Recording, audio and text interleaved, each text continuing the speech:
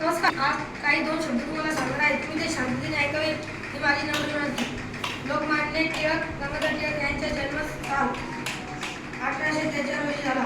सुरुवातीच्या काळात ज्याला नेत्यांनी भारतामध्ये राजकीय जगत घडवून आणण्यासाठी वर्तृत्व रद्दत्व या राष्ट्रीय शिक्षण या मार्गाने अवलंबून केले. केसरी मराठा हिता वर्तमानपत्र लोकमत टिळकांनी सरकारच्या दौऱ्याशिवाय क्रांती केली. बंगाल हातात आणून बाजार पत्रिका हे जनवंदी वीराचे मुख्य पत्र होते. आपत्कालीन भव्य विसरून लोकांनी एकत्र यावे. व्यवस्थित विचाराने अंतर्मुख राष्ट्रपत कार्यातून सर्वसामान्य जनतेला प्राण मिळवून द्यावे. टिळकांनी शिवजयंती व शिवजयंती उत्सव आयोजन केले. दोन शब्द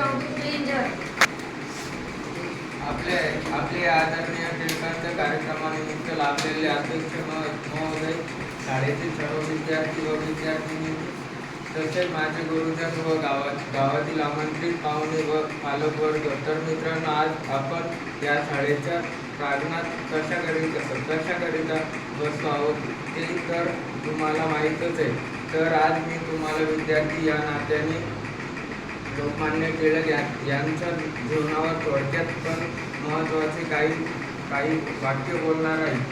कृपया आपण सर्व शांतपणे ऐकून घ्यावे अशी विनंती करतो. विद्यार्थी मित्रांनो, आपण बरेच मालिक बघतो.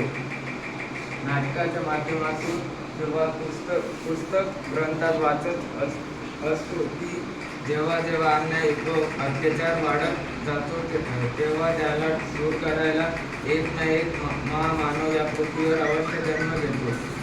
नमस्कार मित्रांनो, माझे नाव वाचनात श्री नरोडे. मी आज तुम्हाला लोकमान्य टिळकांबद्दल काही दोन शब्द सांगणार आहे. लोकमान्य बाळ गंगाधर टिळक हे शिक्षण सामाजिक कार्यकर्ता वकील होते.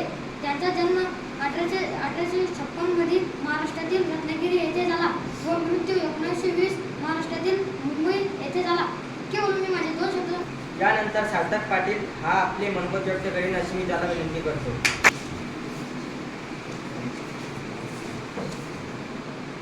नाटकाच्या माध्यमातून किंवा पुस्तकाच्या ग्रंथात वाचत असतो की जेव्हा अन्याय व अत्याचार वाढत जातो तेव्हा त्याला दूर करायला एक ना एक महात्मा या पृथ्वीवर अवश्य जन्म घेतो. असाच एक क्रांतीसूर्य जन्म महाराष्ट्राच्या रत्नागिरी जिल्ह्यात चिखलगावमध्ये गंगाधर पत्रांच्या घरात बाळ म्हणून जन्माला आले.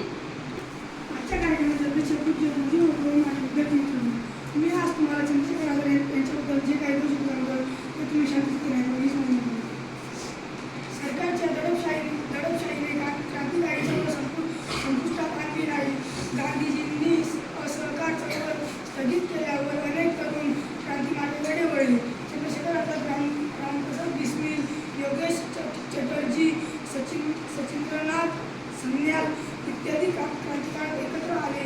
क्रांतिकारकांना लागणारा पैसा जमवण्यासाठी त्यांनी रेल्वेतून नेला जाणारा सरकारी खजिना 9 ऑगस्ट 1925 रोजी कारोरी या उत्तर प्रदेशातील रेल्वे स्टेशनजवळ लुटला. यालाच कारोरी कट म्हटले जाते. नमस्कार मित्रांनो, आज मी दोन शब्द सांगणार आहे ते तुम्ही शांततेने ऐकावे ही माझी नम्र विनंती. राजकीयदृष्ट्या असलेले भारतीय सर्व नेते जात धर्म भाषा प्राप्त सर्व भेद बाजूला सारून राष्ट्रसभेच्या मानस शास्त्रीय येते